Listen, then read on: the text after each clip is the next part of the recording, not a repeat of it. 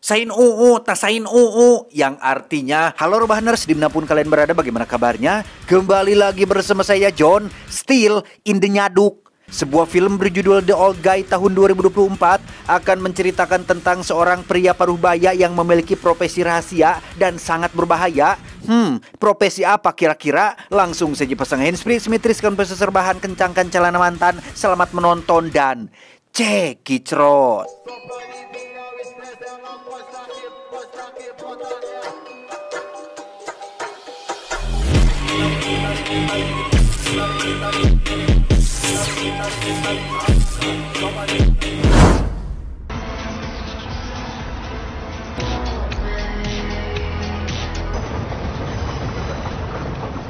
Kisah akan berfokus pada seorang pria paruh baya bernama Danny Dolinsky yang sedang memeriksakan pergelangan tangan kanannya yang cedera saat sedang bekerja, di mana Danny memutuskan untuk melepaskan pelindung lengannya dengan alasan sudah merasa baikan, tapi dokter tetap memperingatkan Danny untuk jangan beraktivitas yang berat dulu karena ditakutkan akan semakin memperburuk kondisi pergelangannya. With the arthritis you had, you can expect an occasional flare-up. Can I go back to work?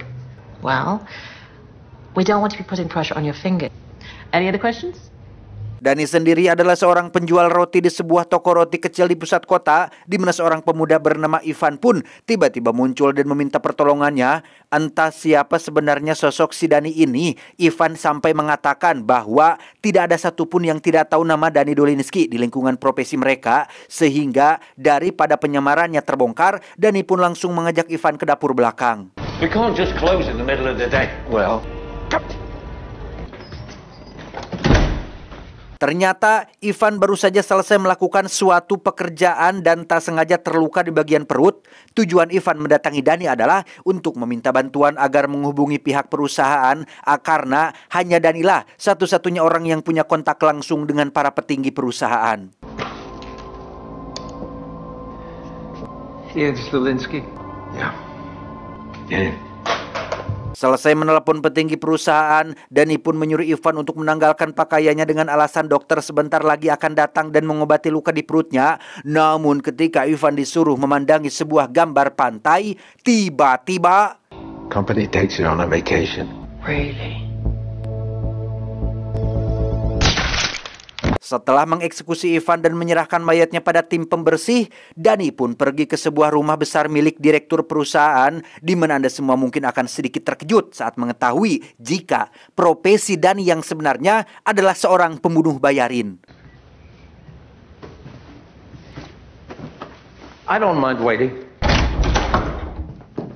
Ya, perusahaan yang dimaksud ternyata adalah perusahaan yang bergerak di bidang bunuh-membunuh yang menawarkan jasa pembunuh bayaran bagi para pelanggan kelas atas, di mana Danny sendiri sudah 30 tahun bekerja sebagai pembunuh bayaran sampai akhirnya diistirahatkan sekitar 1 tahun lalu gara-gara tangannya yang mengalami cedera. Gotta give him a chance, right? No. Put me back in the field and we can avoid these problems. Dia bernama Opal, salah satu petinggi perusahaan cabang Cicalengka sekaligus atasan Danny selama 30 tahun ini. Danny bersikeras ingin kembali pada pekerjaannya karena bosan harus pura-pura menjadi penjual roti terus. Namun, menyadari kondisi cedera tangan yang belum pulih atau sembuh total, Opal pun menolak permintaan tersebut. Come on, Dolinsky. You must have known this day was coming. After 30 years?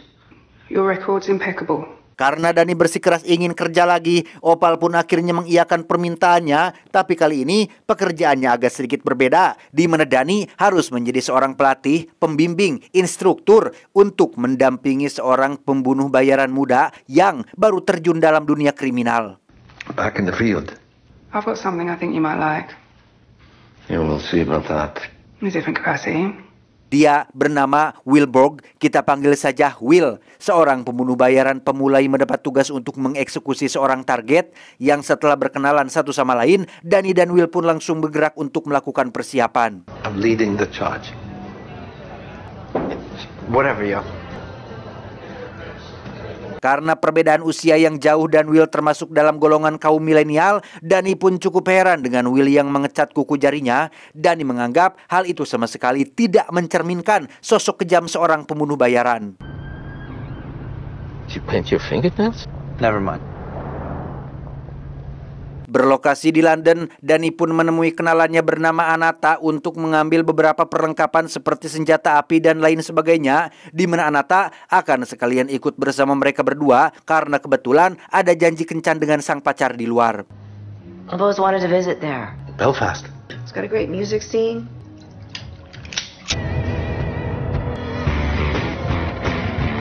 Selesai dengan persiapan, Dani CS kemudian menemui seorang penghubung yang akan memberitahu siapa target yang harus mereka bunuh. Yang setelah menunjukkan foto dan lokasi eksekusinya, si penghubung pun memberitahu Dani terkait sosok Wilborg yang digadang-gadang sebagai pembunuh bayaran jenius. Sehingga itulah alasan kenapa Opal merekrutnya dalam perusahaan. What about him? Opal thinks he's some sort of hitman prodigy, like you used to be. What? Retard? Tiba di lokasi eksekusi yaitu sebuah lapangan golf, Dani meminta Will untuk tunggu di mobil saja dan biarkan ia melakukan pekerjaannya sendirian. Itu Dani lakukan sebagai bentuk keiriannya terhadap Will yang pada intinya Dani tidak terima bahwa ada pembunuh lain yang dianggap lebih baik darinya.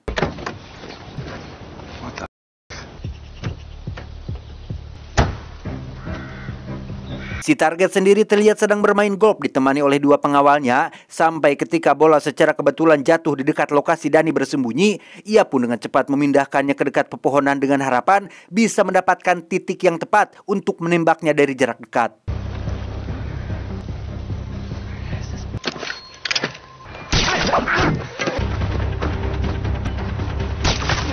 Dan ya, gara-gara lengannya yang masih cedera, Will pun harus kehilangan si target yang kabur ke dalam hutan dan... Si target naik ke atas pohon yang membuat Dani kesulitan untuk membidiknya, di mana Dani terpaksa harus bersembunyi saat dua pengawal datang mengejar yang ketika Dani sedang dalam kondisi terdesak, tiba-tiba... Go get him! He can't even aim!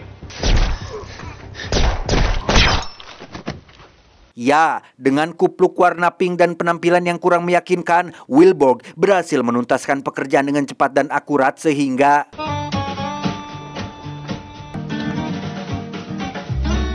Tak langsung pulang ke rumah, Dani dan Will pun mendapat tugas baru untuk menemui salah satu petinggi perusahaan cabang London bernama Anton dan asistennya bernama Simone. Sebagai pembunuh yang bisa dikatakan sebagai legenda karena sudah 30 tahun bergelut dalam dunia seperti ini, Dani menjadi orang yang diminta untuk melakukan pekerjaan yang tidak bisa dilakukan oleh orang lain, yaitu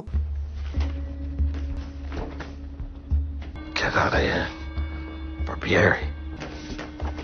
That's a suicide mission. Ya, Dani sempat menolak pekerjaan ini setelah mengetahui jika target yang harus ia bunuh adalah salah satu petinggi perusahaan cabang Liverpool yang diketahui memiliki puluhan penjaga yang selalu menjaga kediamannya selama 24 jam non-stop. Dan yang membuat Dani cukup terkejut adalah target yang sebelumnya ia dan Will bunuh adalah calon kandidat yang akan menggantikan direktur perusahaan jasa ini, sehingga sudah jelas bahwa ada permainan politik dalam misi ini dan Dani tidak ingin ambil pusing dengan hal itu.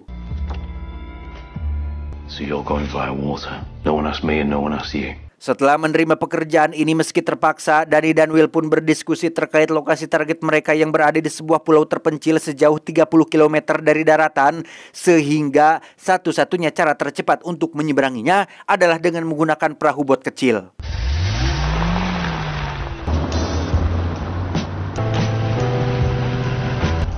Where's all the fucking water? Tiba di lokasi, Will sempat terkejut saat melihat jika sungai yang harus mereka seberangi ternyata sedang saat alias surut. Dengan kata lain, mereka tidak memiliki pilihan lain selain harus berjalan kaki sejauh 30 km untuk sampai di lokasi si target. You find this funny? We'll walk. It's about 1.5 miles.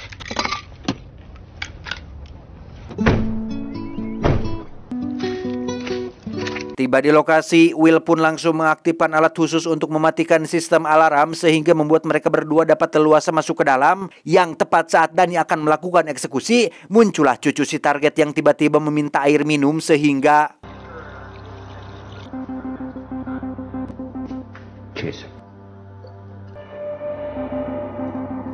Setelah Dani dengan baik hati memberikan air minum kepada cucu si target, ia pun dengan tenang kembali kepada si target yang meminta sedikit waktu untuk mengutarakan sesuatu.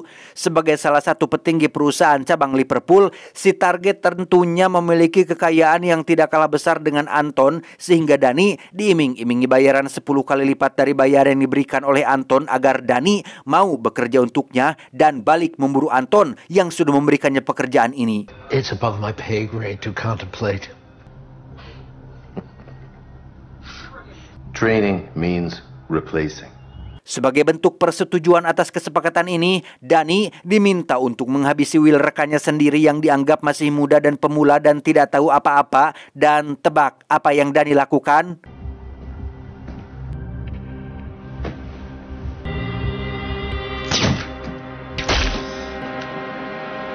Ya, meski Dani kurang suka dengan Will partnernya, ia masih memiliki value dalam hal loyalitas dengan tidak membiarkan uang menjadikannya sebagai sosok pengkhianat. Selesai dengan misi, Dani dan Will pun menemui Anton untuk melaporkan hasil pekerjaannya, di mana Anton memuji kolaborasi mereka berdua yang dianggap sangat klop dan cocok. Sehingga untuk kedepannya, Dani diharapkan bisa terus berdampingan dengan sosok si Will ini. Quite a team, yeah? I don't see it. You're gonna need him. I don't need him. What for? Jauh dari harapan Anton, Dani menyimpan sedikit unek-unek terkait Will yang melakukan pekerjaan secara serampangan. Serampangan di sini artinya tidak menggunakan hati nurani dan sisi kemanusiaan, seperti saat Will menghabisi 2 pengawal di misi pertama dan sempat akan menembak seorang bocah kecil di misi kedua. Yang alhasil terjadilah perdebatan di antara mereka berdua yang berakhir dengan sedikit gontok-gontokan. It's not that complicated.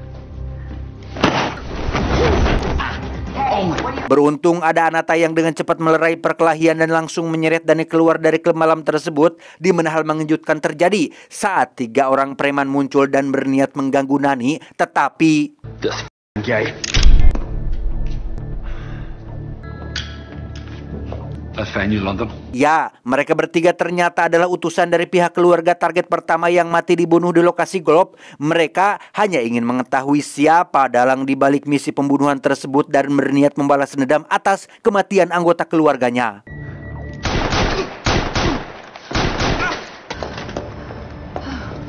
Dirasa tidak aman berada di pusat kota, Dani pun membawa serta Anata ke rumah ibunya di pedesaan sekalian ingin diperkenalkan siapa calon istrinya di masa depan, meskipun Anata hanya menganggap Dani sebagai babaturan saja.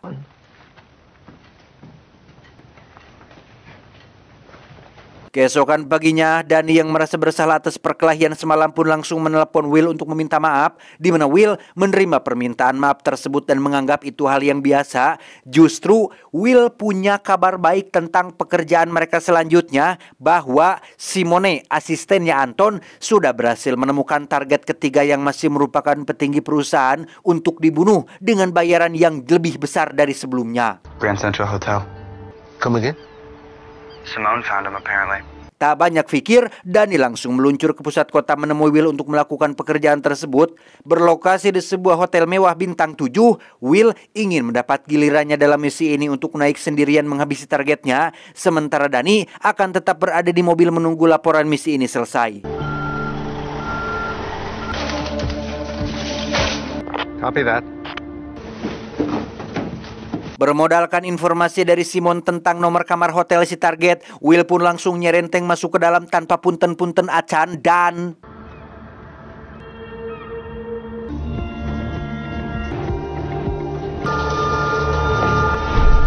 di saat yang sama, Dani tak sengaja mendapati Simone bersama 2 anak buahnya baru saja datang dan akan masuk hotel. Merasa ada yang janggal dengan hal itu, Dani pun dengan cepat menghubungi Will untuk menyuruhnya cepat keluar. Akan tetapi Out of there! Wheel dog!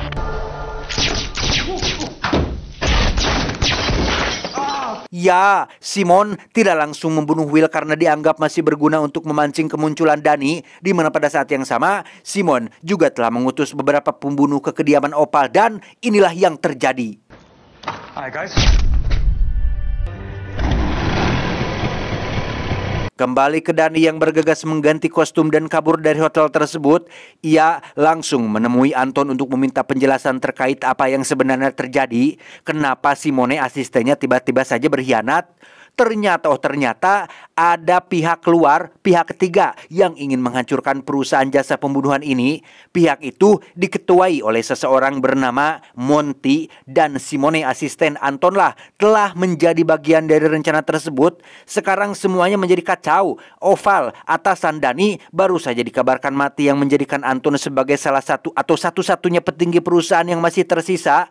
Di tengah situasi yang sulit seperti ini, kabur adalah solusi yang tepat untuk bertahan hidup. Namun Dani masih kepikiran dengan nasib si Will, yang meskipun sikapnya pikarudeteun, Will masih pantas hidup karena hanya menjadi korban dari konflik yang sedang terjadi. And we lost. Dengan cepat, Dani pulang ke rumah untuk mengevakuasi ibu dan Ananta, tetapi ya, Simon ternyata sudah sampai di sana dan langsung menembaki mereka semua menggunakan meja setrikaan yang dilapisi dengan buku tebal. Dani pun perlahan maju ke depan menembaki Simon sampai akhirnya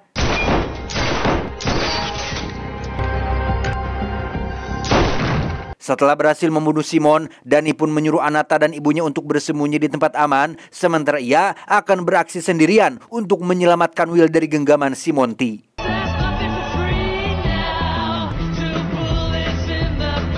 Langkah awal yang Dani ambil adalah mendatangi salah satu usaha milik Monty, yaitu sebuah bar yang berada di pusat kota. Menggunakan kompan yang diisi dengan bensin dari mobilnya, Dani pun memaksa si bartender untuk memberitahu di mana keberadaan Monty. Yang karena si bartender menolak memberikan informasi, maka inilah yang Dani lakukan.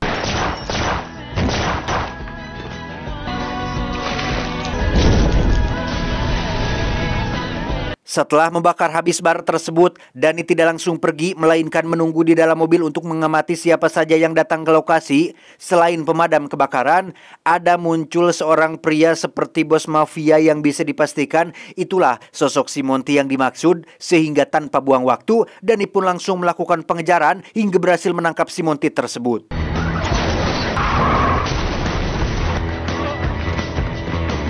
Setelah berhasil mendapatkan Monty, Dani langsung pergi menuju lokasi tempat Will disekap, di mana salah satu anak buah Monty pun malah mengeluarkan sebilah pisau dan menikam perut Will hingga terkapar. Leave the kid, get lost.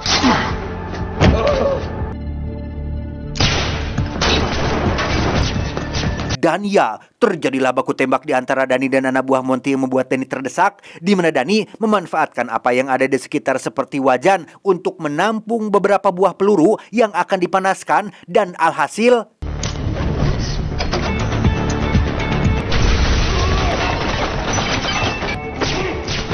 saat Dani mencoba kabur, Monty dan satu anak buahnya tiba-tiba muncul dengan posisi siap menembak, tetapi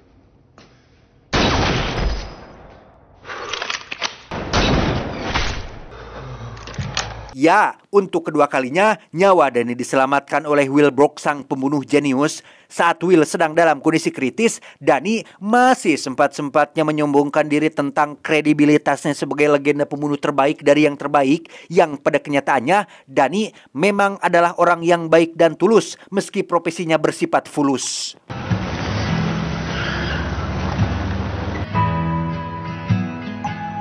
Tamat, ending yang cukup merudetkan. Film ini disutradarai oleh Simon West yang juga membuat film Con Air tahun 1907 yang dibintangi oleh Nicolas Cage. Saya sudah pernah membahasnya sebelumnya dan seru juga filmnya. Dan juga ada film Will Card tahun 2015 yang dibintangi oleh Mamang Jason Statham, dan masih ada lagi. Sementara untuk film The Old Guy ini, sang tokoh utama diperankan oleh Christoph Waltz yang pernah bermain di film Tarzan, Inglourious Bastard yang ada Brad Pittnya gini, yang film Cowboy Teala, seru. Spectre yang Agen 007, Green Hornet dan lain-lain juga ada. Disutradari oleh diperankan itu oleh yang tokoh utamanya Christoph Waltz ini yang jadi yang jadi si Dani gitu. Dia main di film itu. Secara singkat, film ini menceritakan tentang Dani Dolinsky, seorang pembunuh bayaran yang hampir pensiun karena cedera tangan, yang kembali ke lapangan untuk melatih anak baru dari generasi terbaru. Secara lebih rinci, Dani masih percaya dirinya adalah yang terbaik di bidangnya. Kembali ke lapangan setelah menerima tugas untuk melatih anak baru, mereka berdua diminta untuk menyingkirkan anggota teratas sindikat kriminal yang bersaing satu sama lain. Namun dalam prosesnya mereka menemukan bahwa perusahaan mereka memiliki motif rahasia, yaitu menggulingkan generasi tua untuk diganti dengan generasi yang baru. Intinya mah eta we pokoknya mah. Namun yang tidak disadari atau tidak disadari oleh para perusahaan adalah Dani dan Will menciptakan ikatan tak terduga antara mereka berdua, hingga pada akhirnya terjadilah kolaborasi yang sangat epik dan sangat luar biasa caduk murusnya sekali. Wow. Naon atuh. Pesan yang bisa kita ambil dari film ini adalah teuing lieur, saya John mewakili jajaran direksi yang bertugas mengucapkan terima kasih dan sampai jumpa di video selanjutnya. Adios, tali kutang anak Firaun. Cuau.